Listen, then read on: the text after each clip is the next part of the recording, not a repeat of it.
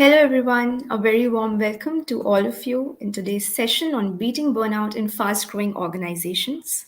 This session is brought to you in partnership with Keka. I'm Drishti Pant from the People Matters team, and I'll be your host today. This is an exclusive session as part of the hashtag SME Corner initiative by Keka and People Matters. And why are we putting a spotlight on this topic today? The startup ecosystem and young organizations have always been known for their hustle culture, the rising attrition rates, their higher fire kind of model. But given the new priorities of talent, the emphasis on work life balance, well being, the hustle culture has come under the radar. So we thought, let's deep dive and explore how some companies are changing the way they work and sensitizing the leaders to move away from the mindset of grinding away at all hours and especially focus on fast growing organizations.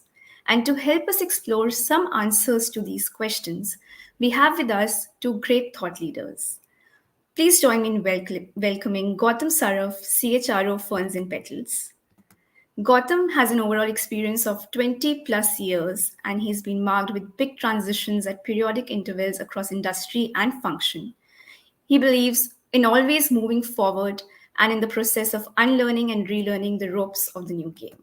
It is great to have you here, Gautam. Thank you for joining. Thank you, Rishi.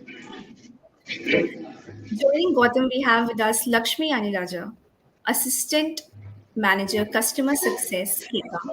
Anilaja has helped over 2,000 plus organizations in their HR tech automation journey, from leading the onboarding team, where her team took care of the entire HR transformation from client handling, payroll automation to HR tech transformation. Currently, she's taking care of the product enhancements, analyzing new features to upgrade the client journey. Great to have you here, Anilaja. Thank you.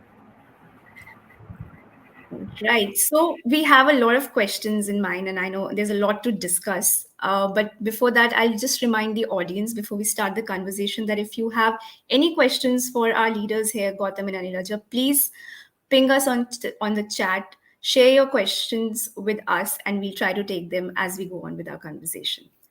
All right. Now, so moving to the topic that we have here, to hustle or not to hustle. Uh, what's your take, Gautam and Aniraja? Do you think that the entire hustle culture is being questioned, and maybe because of that, the companies are facing, or the leaders are going through a productivity paranoia, as the term has been coined, that they are feeling that the new working models and the new ways of working are affecting their old working patterns, and hence that's kind of leading to productivity paranoia. Do you think that exists or not? I would love to know your take. Thank you, Drishti. I think pleasure to be part of this session. I think really excited, and I'm really excited to hear others' perspective too. Uh, Productivity paranoia. I think it's interesting to see the new terms which just keep cropping and now and then after COVID, whether it's great resignations or and various other things which is happening. For me, is also productivity paranoia is also is part of I would say it's also it's been generated because of this COVID, okay, where we have actually every organization has indulged into work from home or a hybrid work culture, okay, where leaders doesn't have the visibility around their teams, and they just feel that are they really productive, or the team is really engaged in actually delivering the work which is there, and that's that the doubt or that they not being present in front of them, okay, that is creating a doubt in their mind, and I think that's where the paranoia is all about. uh, but I still feel that it was always there, but somehow obviously it became more evident and critical with the workforce model getting changed and the way we were operating before and now, okay, I think that's and it's definitely there, but it differs from function to function, organization to organization, and yeah, I would acknowledge it's there. Right, right. And talking about the hustle culture or grinding away. Hi, Anilaja. We lost you, I think, for a moment, but you're back now. Welcome No, back. thank you. So, do you want to share your take on productivity paranoia? Because I know that Keka and Ferns and Petals are both fast-growing organizations themselves, and do you feel that leaders are facing that right now with so many changes happening in the work model? Yeah, I totally agree to what Gautam just said. Yeah, it was always there, but then at that point of time, maybe before pandemic, it was not such a big issue because at least then the leaders were able to visibly see what is happening with the team. At least 80% of the team, because they are just in front of them, so they can monitor the work, and that micromanagement was always there. But since pandemic hit us in 2020, right, so that has become a new norm. Work from home has become a new norm for all of us, so tackling that was kind of a little difficult to all organizations, and hence, one of that implication is micromanagement. And I'd like to add something that we personally experienced as an HRMS platform. So, because we provide those HRMS services to our customers, it was always an expectation, or during this pandemic, there was a lot of requirement that came up from customer that we should look for developing something wherein we can monitor employees productivity using some tool and stuff. So when then, after a lot of discussions internally, we started to look in developing a tool called productivity tracker, wherein the leadership and the management will have the visibility of how an employee is working, and to visibility to manage and monitor employees work. So when that was developed, we initially rolled it out to few of our customers as well. And once they started using it, right, we went back to customers to check how it is working, and that's when there was also a realization that it involved in other implications where there was a lot of work anxiety and dissatisfaction from employees, because there were a lot of trust issues that were coming between the employer and the employee. So rather than just making it, like we know, trust is a very qualitative factor. So instead of just monitoring the work by implementing a tool, we can rather channelize this into measurable metrics for team. And maybe we, and in Keka also we did the same thing. We reworked on our objectives and how we measure employee performance, and then we framed it well, so that they don't feel that employer is not trusting, or the team leaders are not trusting us anymore. So that channelization, I think, is required at this point of time. Reason being, employees are the assets of the company. If they get a feeling that the employer is not trusting you, they would go back and look for other opportunities, right? So it's always important to keep that trust factor. Right. I think trust is has emerged as an underlying factor that ultimately leads to the productivity paranoia or other things that are great resignation or other terms or realities that are emerging out of it. Gautam, that brings me to you in terms of this entire concept of grinding away at our hours, and obviously for a fast growing organizations that's scaling at a very fast pace, there needs to be a lot of efforts to be put in. And given so many changes that has happened over the past years, how are you in at your company managing the entire all the changes that are happening and identifying employee burnout? Do you have a mechanism, or have you been able to figure that out? How are you enabling and identifying and supporting your employees at the end of the day to have that kind of balanced life while they also help you achieve your business goals? No, I think, see, it's a see all these grinding all hours, or a productivity paranoia or a burnout. These are the signs of where a mistrust, or there is a lack of clarity, and or the we do not have very we really didn't have the note down the entire roadmap, what is exactly is expected from the team. Okay, I think at the same time we need to understand that there are kind of burnout. Okay, at times burnout can be better for you. Okay, even when you if you have a great passion for your work, the burnout often results great results, right? But also if there are misalignment of your input and the output, right, you get burnout, right? You will feel like you are putting more your work than you are getting out of it. And sometimes this happens when your job is not rewarding even, right? And more often that you, because you're not taking care of yourself, that also results the burnout, right?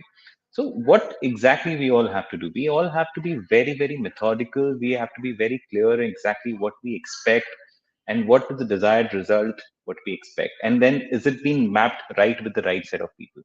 Okay, and the moment we do have those things clear, we will always have a far more better clarity, better results from the expectations.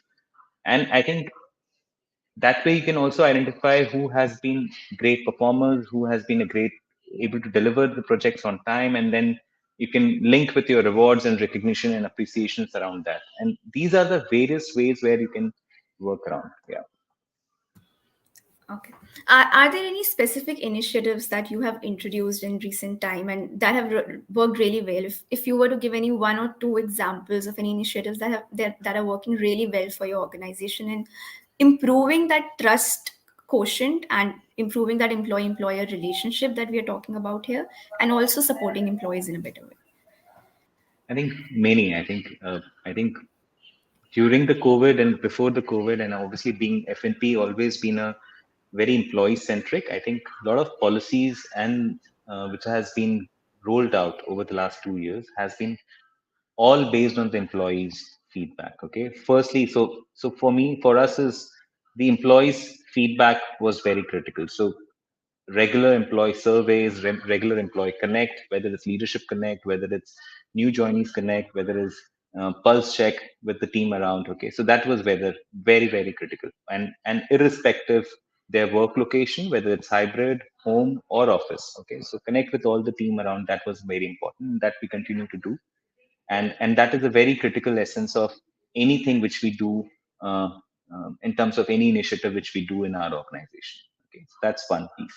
So definitely we've been talking about promote work life balance, and looking around the encouraging people to uh, take their leaves. Okay, that has been very important for us. Provide flexibility. Okay, give them the options of when they can come, when they can go, uh, when they can go back. Okay, um, making sure that they do not take their work from work home. Okay, and that has also been a part of it. And then continue to address if there has been a multiple scenarios where people have been complaining, or they're complaining about fatigue, complaining about various short of staff, or productivity is not being able, people are not being able to achieve their objectives. Understand and help them, assist them on a regular monitor. Okay, I think various initiatives, and that among I've already said few of them. Right. Thank you so much for sharing those examples.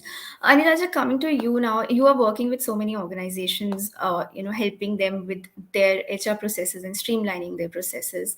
Are there some big challenges that or is there a common challenge that you are seeing all organizations are facing right now in terms of talent management?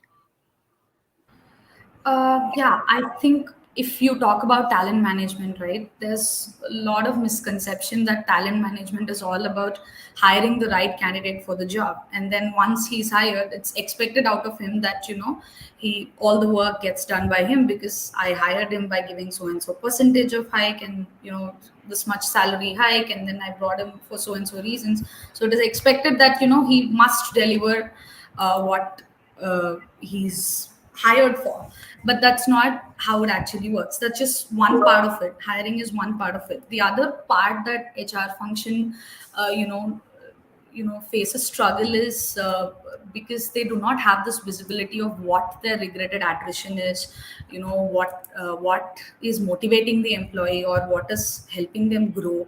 So that is something that is a lack of awareness for you know most of the HR functions. And if we look at an organization structure level, right, at each level there is their own struggle. So if you talk about employees who are the pyramids of the organization, they suffer with the lack of vision or direction. If you talk about managers, they suffer with the visibility of how their team's performance is. If you talk about HRs, their biggest challenge is whom to recognize and reward at what time, and what is the right time we can promote them to the next role. And leadership's biggest issue is that there is this ineffective communication from top to bottom level, that they don't get to hear a lot of things because they can't do that micromanagement because there are a lot of involved in a lot of strategy and other things. So everybody is facing struggle in their own at their own level. So I think to manage this, everybody should have this robust performance management system wherein it can enable them to, you know, have this continuous performance tracking done using a tool, or a tool which has those features wherein because a lot of thought leaders, performance thought leaders, talk about smart goal settings. So you should always look for a system wherein it enables you that, and not just, and it's always said that, once the goals are set, now let's say I am an employee, right? The first thing we do is, as a manager, I talk about your goals starting of the year, and I only talk about them end of the year. So between what happens, nobody knows. So I think employees should have that visibility and tracking option wherein they can update their goal progress, and just in case if they think there is some goals that are at risk, they, because the visibility is there, they can walk up to their managers or whoever is mentoring them so that they can get the right guidance. So I think that is the biggest challenge, and once that is tackled with some kind of automation, right, I think most of the problems like attrition and employee dissatisfaction will get resolved. Thank you for sharing that. And while technology will help in streamlining the entire system and help with these data points, ultimately the conversations have to be done by the leaders. And Gautam, that brings me to you. When we are talking about these changes and everything, it's easier said than done. And as they say that people leave managers and not companies, as it's famously said. So how do you make this big change that you want to in your company culture at a leadership level? How are you? How can organizations sensitize leaders? What is it something that has really helped in Ferns and Petals? No, I think very interesting question, and I think Anilaja also covered that one of the point where she said that for the Yeah. biggest challenge for all the leadership team is, or probably is, the communication. Okay, Yeah. and that is what is becomes most critical and important aspect. Okay, what what an organization expect, what they expect the entire team to be aligned on, what projects, on what work, what is the outcome, what is the vision, what we are looking at, how we ensure that this communication has been distilled down across the levels. Okay, and I think for that, lot of work which is happening, which we are doing it here, and few of the example was like hold walking meetings, right? Let's pick up, schedule some uh, connect time or a me time with the leaders, okay, where they are able to share the thoughts, where we can pick their inputs and feedbacks about how are they doing, what are their current focus areas which they are working upon, okay, what are their priorities, what are the challenges they are facing, what is their thought about the initiatives and the certain key objectives which the organization has taken as a priorities. Okay, and those feedback has become a very critical part of our DNA. Okay, the kind of huddle meetings which we conduct on a regular basis, okay, not with among just few leaders, but among all the HODs. The kind of connect, the forums, which is where the CEO get a chance to connect with all the people who have joined. Okay, not just once, but often. Okay, connect with few function-wise connect. Okay, understand that function challenges and understand that what is really bothering them. Understanding all those aspects, and then probably um, connecting the dots. If there are common factors which is from an organization perspective which we need to address, and so that we can help them and address those aspects, and I think that has really worked for us. Okay, and I think, as I mentioned, these feedback come across a great input. Okay, a lot of things which we thought that this would really work and this should really work and this is what employee needs, more or less, that's either gets validated by them itself during this discussion, and it just strengthen our what do you call it, commitment towards whatever initiatives which we are doing it for people, or for our team is it's more become more and more important. Okay, uh, couple of things, and I think the work has been always a center stage in the organization, but I think a lot of times. But be on and be honest, when you are getting into hybrid and you work from office, when you're all working from office, people only do not come from work. Okay, they also look for, they they come for people around. Okay, so how can we ensure that we build that connect among each other? So um, what kind of connect which we are building through engagement, fun, and all those activities which we are doing it, how meaningful it becomes for them. Okay, how keen they look forward to those. Okay, and these are the aspects which has been we've been focusing upon. And obviously, FNP, we have been very seriously concerned and been talking about their employee development. Okay, so learning and development is also is taking a lot of center stage. Okay, we are talking about career development. We're talking about uh, creating new avenues around. Okay, so what all opportunities which we can give it to them and they can have, so that they continue to remain excited. They continue to uh, strive to learn new things, new assignments around. So there are a lot of work which is happening and lots continue. So leadership, definitely a lot of work which has been happening from there, and they've been trying to focus, understand, picking up consumer feedback through our own employees and through a lot of consumer feedback relating to each other, whether it's customer NPS or an employee NPS, both is critical to us. And hence we have an equal weightage around here too in both the metrics for us. Great examples. And I really like your point on communication is definitely important. But in addition to that, investing in social capital and building that connection, collaboration, and focusing on the entire camaraderie is also very important because that will help build that relationship and long term equation for with the employees and candidates as well. So that will go a long way. But as there are so many things that can be done and to be done, what will be your one big advice if you were to give one big advice to all the startup founders and SME HR leaders of SMEs listening to us over here? What will be your one big advice to all those HR leaders or and founders who are just starting up, or they are 2 or 3 years old, and they have a lot on their plate already? So what will be your one big advice if they were to make this big change and adjust to these new shifting priorities? I think stay connected. Okay, just do not uh, build strategies. Okay, but just stay connected with your team, with your employees, and keep the communication channel open all times. Do not just sound or seem busy. Okay, this is also one of the critical aspect which will tell you and which will act as a mirror for everyone on whatever we are trying to do. Is it really going in the right direction? Okay, I think that's key for us.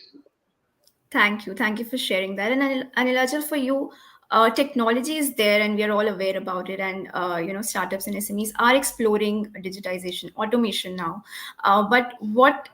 But how do they utilize that? How do they utilize that information, that technology that they have in place? That's where they often tend to struggle. So, what will be your advice to them on how they can make most of this technology? So let's talk about how burnout generally happens for an employee. So there are a lot of reasons why it happens, and if we streamline them, one is because there's lack of vision and vision for self and at an organization level. So when we have done these surveys within our customer this thing, we found out that 40% of the employees never looked back at their goals because it's all in excels, it's all in excels out there. And you tell me, if you were an employee and something is written to you in an excel file and given to you saying that this is what your KRAs are, you should be looking at it, and then end of the year I'm going to give you appraisal based on this, how many times would you really go back and look at that excel file apart from the work, the daily work that you have? So instead of that, if we can put forth the same KRAs or the objectives that are there using a performance management system wherein their goals are tracked and monitored, and timely feedback is given to them, uh, around their improvement and what is to be improved, there's obviously the burnout will be less, because then there's vision towards for the employee, as in what I have achieved till now and what am I going to achieve going forward, and where am I lacking. So that's quite important, if you ask me. And one other reason why it happens is, like Gautam told, they conduct a lot of surveys about employee growth, happiness, and even for customers. So let's say if the organization is as big as 500 or more, so it's very difficult for the HR function to just go ahead and sit and spend the time with each and every employee. So if we have that automation in the system, wherein you can conduct those surveys, or employee pulse within the platform that you have, it helps in tracking the employees happiness, work life balance, growth, and the relationship with manager. Because a lot of times, although my manager isn't cooperative, or for whatever reasons, so there's a lot of hesitation from an employee's end, if he will be judged, or if I tell this, would they act on it. But surveys and pulse are conducted for the same reason, because if the employee is not happy, and if the grievance management is not done, so end of the day the employee leaves anyways. And if that employee is a top performer, or be it anybody, top performers just don't come up. They come up because you show that vision to them, and as an organization you tell them that you care about them. So that's how they feel like working for the organization, right? So that's quite important for us to make the employee feel the worth. Like we always believe that the business growth only happens when you take care of customer experience along with employee experience. Otherwise we'll go nowhere, right? And maybe if I have to put out one other major point, is that rewards and recognition, if they're not done at the right time, or let's say I'm having a one-on-one conversation, and then I tell you, I give a pat on the back and say, hey, you're doing good. So maybe that'll motivate. But for the work that he's done, maybe if you give a shout out on the wall, and tell that, hey, you've done so much, and that's the reason why you're getting this appreciation. Because at not all times money is the criteria. Sometimes motivation is about how you recognize the employee, and at what forum you do that. So that's also quite important. And that shout out whenever your team is doing good enough, and if they're going above and beyond. So it's important that we do that recognition, and if it's done within that platform, I think it will definitely motivate the employee to do better. And we should also tend to recognize the person who is completing their work during the work hours, rather than someone who's extending and doing it at grinding his work hours end of the night. And then I think there's that differentiation should be made, and that's how you get the appreciation. Otherwise, it's always believed by everybody. Let's say a fresher is joining the organization, it's always believed that he looks at someone who's working for 14 hours, and he believes that that's how I should be working. So that's not it. A person who's completing the work on time and going and spending his quality time with family and maintaining work life balance, that's also important. So using technology to get that survey and understand if this is being met or not is quite important. And that's how I can put it. Thank you for sharing all of that. And you spoke about a lot of things, one being purpose and value, and how, and I think several reports have also highlighted how, for especially the coming generation, the current generation, value driven work and knowing the purpose is very important. And I think that's also brings me to the question that has come from the one of our audience, Divya, who's talking about feeling that emptiness at work when we are talking about work life balance on one side. But what if someone is not motivated to go to work because the work is not exciting anymore, the work is not aggressive anymore than it used to be, and some people enjoy it. So how do you address that emptiness at work? Gautam, any thoughts on that? I think very interesting. I think, and I must say it's a contrast question in most of the cases. I think uh, I think a passion has to get into the work. Okay. And I think more your passion, I think even if you work 12 hours or 14 hours, you don't feel burnout. Okay? And even if you're not interested or if you're not passionate about the role, even if it's a 3 hour or 4 hour, you feel not motivated, not excited about it. I think what everyone has to strive towards is that they have to identify their passion and they can connect with that. That's fun. And you rightly said and you highlighted a rightly point that if we can figure out the purpose and the value around the work, okay, and if we are able to contribute through our work and create the value and achieve the purpose of exactly what you would aspire personally and professionally, and if it's both are meeting together, I think that will that will keep you excited, that will keep you engaged in that. Okay. I also feel that at times we do really overthink about our work. Okay. And we do really uh, do not welcome certain time of where it's a lean work period, and we do not really optimize it well for ourselves. Okay. And because it would never be a case that you will have a constant workaround throughout. And if it is, then or it is a towards that where every day you're working for 14 hours, then you really have to plan and you have to think through that how can you make it and become how can we become more efficient there through various manners. But again, if you are having a lean period, how can you engage yourself and spend time for yourself? Okay, how can you do you should do some self-care. Okay, you should indulge in certain things which will make you more happy and prepare you for the next assignment which is going to be there. So it's all about re-energizing yourself and picking up your passion, whether it's work or whether it's your personal at front. I think that's how I would recommend to anyone. But I'm yeah. No, I love that. And I think here is where you can share your personal advice as well, right? Because I think for each one of us, there are days when we feel very highly motivated to work and we know what we're supposed to do and we are ready to conquer the world. And there are some days when we feel a little lost, and that's okay, I think. So I really like that thought. And Elijah, any thoughts on that? Because you also spoke about, listening to employees and how it is very important. And I think these are the exact moments that and emotions that have to be captured at the right time, that a certain employee is not feeling motivated at work today. So anything that you've seen the companies that you've worked with do differently and that's really working for them? Yeah, if you ask me, where the motivation, the lack of motivation, it generally happens with all of us. And someone told me that only 40% of your job is interesting. The rest 60% depends on how you channelize the 40%, right?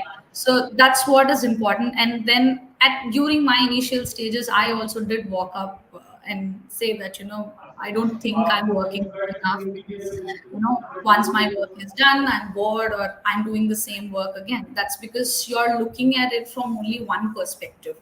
So if you start looking at the other perspective, as in why this objective or why this particular goal was assigned to you, maybe you will think from a different way of how I can get this job done.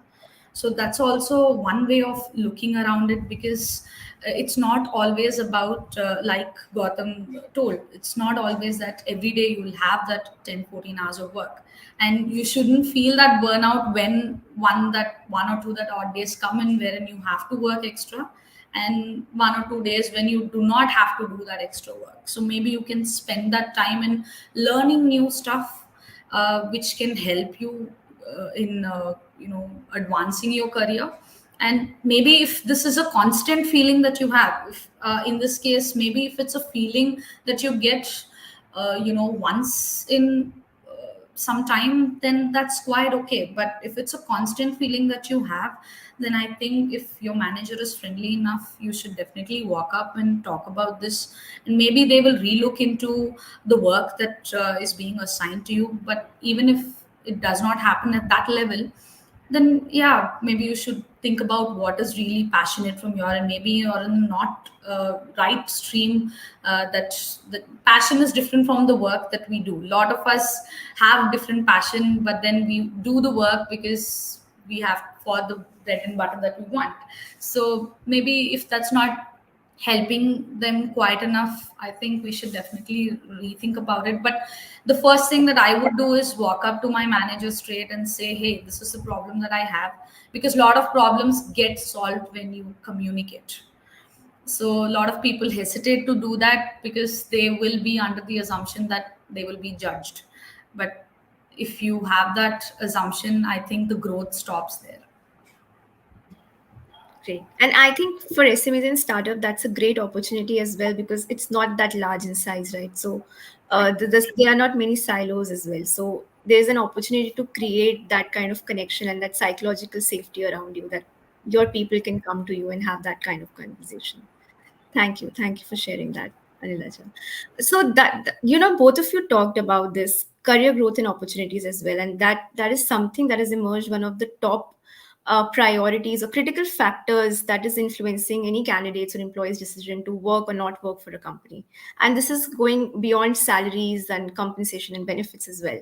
So, when we talk about growth and opportunities, Gautam, how do you think in startups and SMEs, companies can encourage that and build that culture of growth where, or identify how can they balance their organizational priorities, their functional goals, which any particular the expectations that you will have from a particular employee in terms of their work, and one link it with their individual aspirations as well.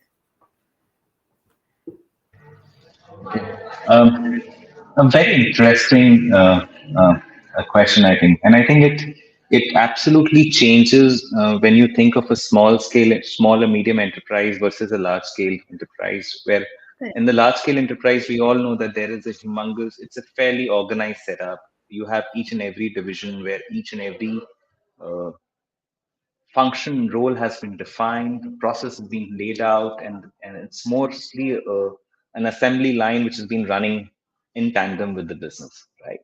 But in the SMEs, what happens, right? So it's a very small, it's a medium enterprise which is probably aspiring for a very high growth. Okay, you would not have a few SMEs also where people are wearing a multiple hats and doing multiple jobs.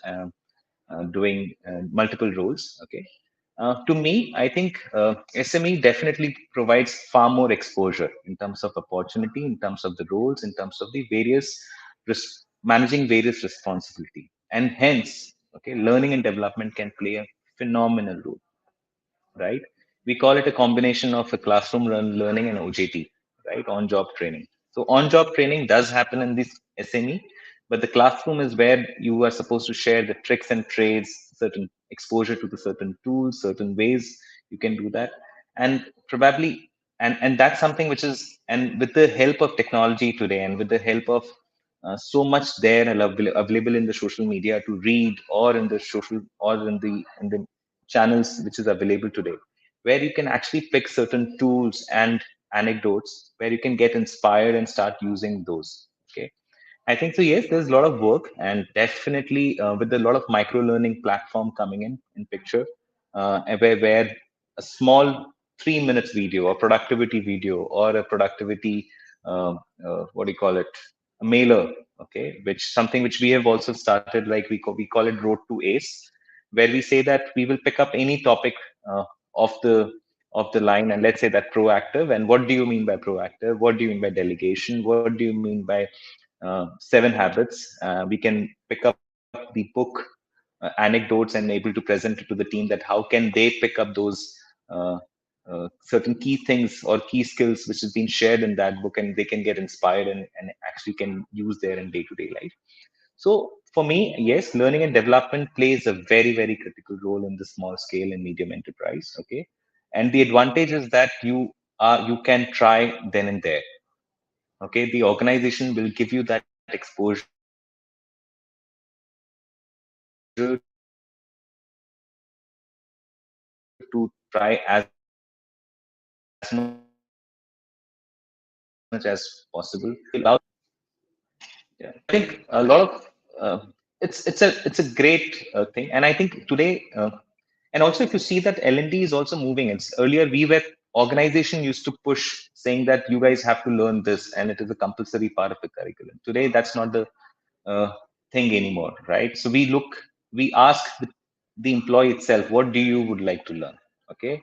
And can we help you to learn those things? And it could be anything. It could be whether learning guitar, or you want to be a great coach, or you want to excel in the certain Microsoft tools, or a project management tool, or anything which you want to build certain as a functional skill or a personal something which you have been aspiring. Okay, today there are platforms available where they can pick and choose.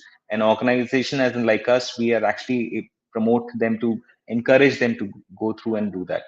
So overall, it really helps. I think for us, we have seen a great result here. Okay, we have seen that people have been picking up various topic which and from varied functions.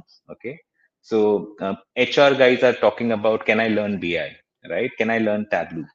Okay, and that's an interesting phase, and I'm seeing that a lot of people are actually picking up those courses which are being given and provided by us, and I think that's a great transition. I think it will continue to happen. I think that will play also a great role in terms of keeping them engaged, keeping them motivated, helping them to follow their passion.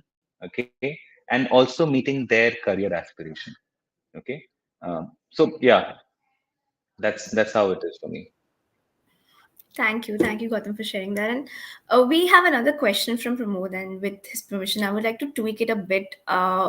It's talking about work-life balance in manufacturing sector where everything is unexpected in terms of breakdown and engagement in various jobs for long hours and is repeated.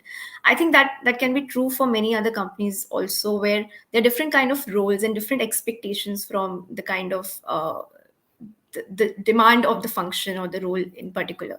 So in some cases the job can be repeated, and in some case there is a lot of unexpectation, I think, overall in general right now in business context as well. So how do you manage that this in this scenario, how do you enable your workforce to have a better work life balance, where sometimes there will be demand of the business to work long hours as well? Anyone can go first. Anilaja, you want to take that up first? Yeah, I think this is to do more with the culture than just talking about any technology or anything. It's to do with the organization culture, even today, and that's one thing that is unique in Keka that I loved about. So I worked in a lot of other companies and then joined Keka. So the one thing that I noticed different here is that there's a speaker in the room in the down way, wherein I see that people play music, they enjoy work. So I have not seen that in a lot of organizations. That's because there's a norm that organization should only look this way. This is how a corporate life should be. 9:30 they log in, 6:30 they log out, they are at their desk, they do their work, and then they have their lunch and go back. So that was the perspective changed when I joined Keka, because the culture here is way too different, and the hierarchy of management or employees only till the and is it only at a professional space. So but when you actually have to walk up and even to your CEO, if you want to go and talk, he's always open to give you suggestions and ideas about different things. And if there's something that has to be done the other way around, he's always open to give you ideas, and so are the rest of the people. And that's the same culture we've been following, and I think that is more important, and that's what creates that healthy space. And then you wouldn't mind working for long hours also whenever it is required, because you enjoy the work, because there's no hierarchy. The hierarchy is only to you know push you to the next level, and to only have that knowledge transfer to help you in learning things that you're not aware of. That's when the hierarchy should actually play the difference. Otherwise, I think treating employees equally and breaking the stereotype is what makes it work. So if it's not industry specific. Breaking stereotype is not industry specific, because I have also learned that organizations only work in a specific way until I joined Keka. once I joined, I saw that norm being broken here, because at times we are all stressed out, but then there's some person who randomly goes and plays music, and then there are two people who will join, three people who will join, and within no time you see that there are a bunch of people who are like wanting to enjoy the work, and then they go back when it's time to work again. So that's what makes the difference. I think you should create that culture by breaking those stereotypes, saying there's no hard and fast rule that organizations should only work in certain way, unless it's a requirement from the clients or anything. But otherwise, I think you should create your own rules and stick to them, and ensure that the productivity is also met in that way. Thank you. Thank you for sharing that personal example, Anilaja. Gautam, what are your thoughts on this? No, I think rightly said. I think it is all about what do you believe in that. Okay, what exactly? It's all come down to the culture, right? What exactly? If there is a breakdown, there is a breakdown. Okay, what? How can you work around towards it? What? How can you make the most out of it? What else which we can around? Can we allow people to have fun, or to worry about the loss which we're gonna have? Okay, and so it's all about the culture. It's all about being progressive around. Okay, and ability to connect with anyone at any point at the time. Okay, able to reach out and break that barrier of hierarchy, and feel that you've been trusted.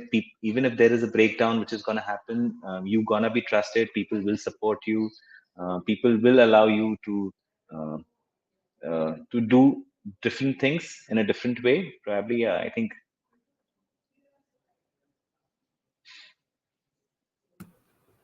yeah. All right. Thank you, Gautam, for sharing that. Now, as we come closer to our discussion, there are a lot of things that we discussed today. But if we have to look at the bigger picture and talk about the entire theme that we had for today, to hustle or not to hustle, and to strike that balance and create that right kind of culture and opportunities for people in the company, what would be your biggest takeaway from today's session, and what will be that one immediate action that you would like to give to our audience listening today?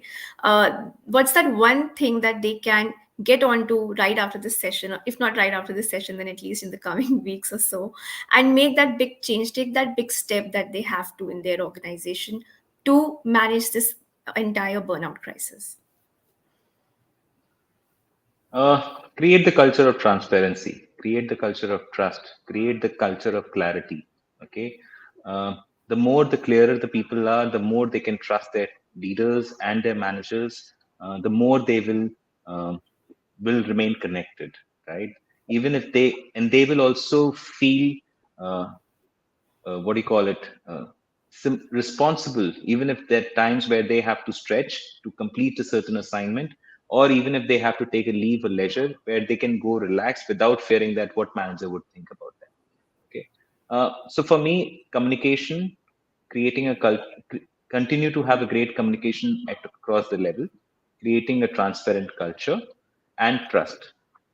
Okay, these are three things for me, I think, that will remain on top of my Yeah. mind. Thank you. And the action that you want to give them is go and communicate with your people as much as you can. Yeah, yeah. Stay connected. Thank you. Thank you so much, Gautam, for sharing that. Anilaja, Pleasure. what would be the action that you would like to give to all the So, listeners? like Gautam told, yeah, culture will definitely remain on the top priority. And one thing that you can do is break the stereotype, and don't set the rule that, this is how a particular industry should work, because that's what was taught to us since long years. But then think from a different perspective, try to experiment on new things that can, help or enhance the culture within the organization, wherein people can walk up and talk. And the other thing is, reduce that manual work by bringing in software or technology that can help you to enhance the vision for the employees, like, be it the goal management, or be it grievance management, or be it, appraisal management or anything, right? So it's always good to have that automation in place, Reason being, once the organization starts growing, it's not always easy to continue doing the manual Excel work that we've been doing initially. So once you grow at a certain level, it's always important to relook into how we can reduce the manpower and bring that automation into picture, so that there'll be less people working on it and still the work is being done.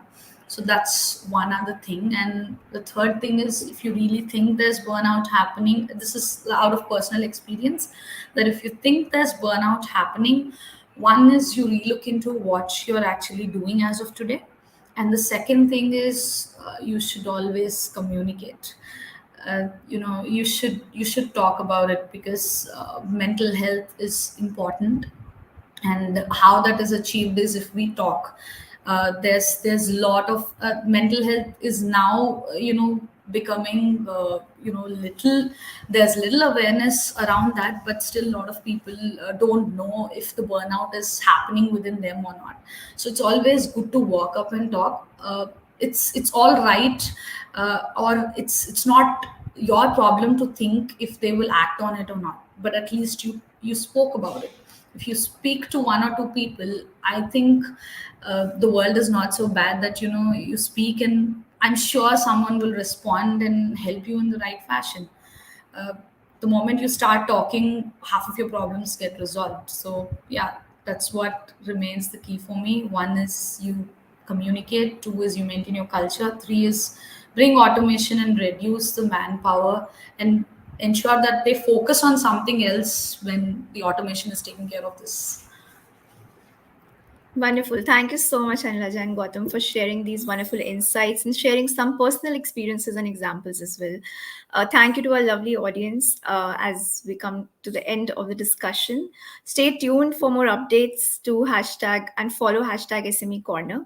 We'll be back with another session soon, so take care till then. Thank you to Keka for helping us curate this entire session for all of you. Thank you, everyone. Take care.